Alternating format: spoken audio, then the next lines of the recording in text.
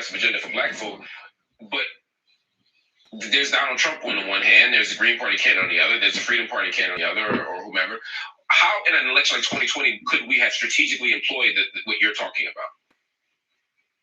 Yeah, so that's a very good question. I think one thing we needed to start with this campaigning and this shifting in narrative about who gets neglected and who gets well served at the beginning to move the candidates toward the middle instead of these polar opposites moving the population, the voting population toward their polls. So first of all, elections are a sort of culmination or milestone in the overall political process. So we have to start developing these narratives now, right? And to be, just for the record, I'm not caping for anyone except Black America, right? Except for America in general, because what we cannot continue to do is have Black America at the bottom and continuing to need support, continuing to cry out for assistance and support when our government... The only way that's going to happen is if the left wins. And we get a radical reconstruction of our civic and political and economic life. That's it. If you don't think that, then you need to go and look at history. That has failed us. I think we need to, divorcing or breaking up is not saying that you have to go with Republicans. What it does say is that your vote is up for sale to the highest bidder. Who is going to have an agenda for you, and moving people to the middle says that if we are about America thriving, not just Black people need to demand this, all Americans need to demand this. Black Americans have used our voice, our civil rights gains to support every social justice movement. We are owed, America needs this, and we are due. Agreed 100%. Well, that's not how politics works, unfortunately. You are not owed shit. I regret to inform you, you're not owed shit. It's what you can take. Once you realize that politics involves that kind of ruthlessness, politics is war by another means. All right, chat? Is this making sense?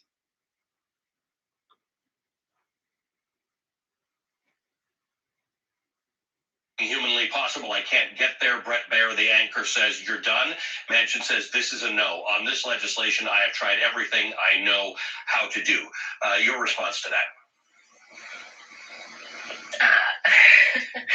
I mean, we all knew that Senator Manchin couldn't be trusted. The excuses that he just made, I think, are complete bullshit. It is really disheartening to hear him say that he has been trying to get there for the people of West Virginia, because that's a complete lie. The people of West Virginia would greatly benefit from their families having access to long-term elderly care and care for folks with disabilities. They would benefit from the expansion of the child tax credits. They will benefit from having access to pre-K. There are just so many things. Yeah, that's not even, yeah.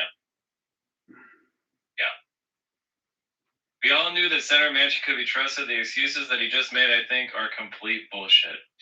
But this is Rashida Tlaib. It shouldn't surprise anyone that Manchin goes on Fox to kill Build Back Better. He's been promising to do it for months, and some folks didn't want to believe him.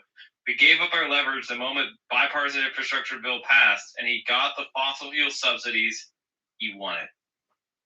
Our constituents deserve so much more. We are elected to deliver economic relief. We promise to put people's needs before corporate greed. Hold the vote and make Manchin follow through on the betrayal of his constituents instead of enjoying the attention on TV.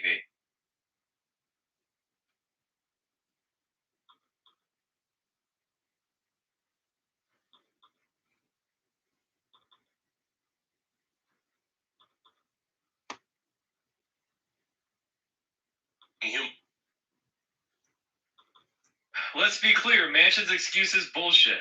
The people of West Virginia could directly benefit from child care, pre-Medicare expansion, and long-term care, just like Minnesotans. This is exactly what we warned would happen if we separated Build Back Better from infrastructure. I mean, it is what it is. It is what it is, chat. It's just. Now, this is the thing that made me laugh the most. I know we've been talking about this for hours now, chat, but this is the most important story of probably the next decade. This is the most important story of the next decade. I hate to tell you that. This is a moment that you're going to think about 5 years from now, 10 years from now, right now. Do you think it's better that progressives caved and bipartisan infrastructure, now moderates Biden are blamed? Or you think they could have held out for Build Back Better knowing that Manchin would never vote for it? Well, I don't buy that he would never vote for it, but that's a theory that we're never going to be able to test, huh?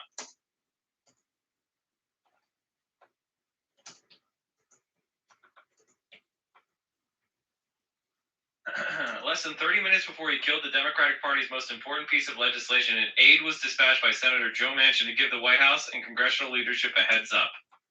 The senator himself was about to go live, was prepping for his interview with Bret Baier on Fox News Sunday. He was out of town with family and doing the hunt via satellite, but still had his best Sunday show attire. He wore a red tie and pinstripe suit. His hair looked perfect. It would probably be one of the most viral video clips of his long career. At the White House, there was panic and disbelief. He sent an aide to tell the President of the United States that he was about to go on Fox News and put a bullet in BBB. Top White House officials scrambled to call the senator and talk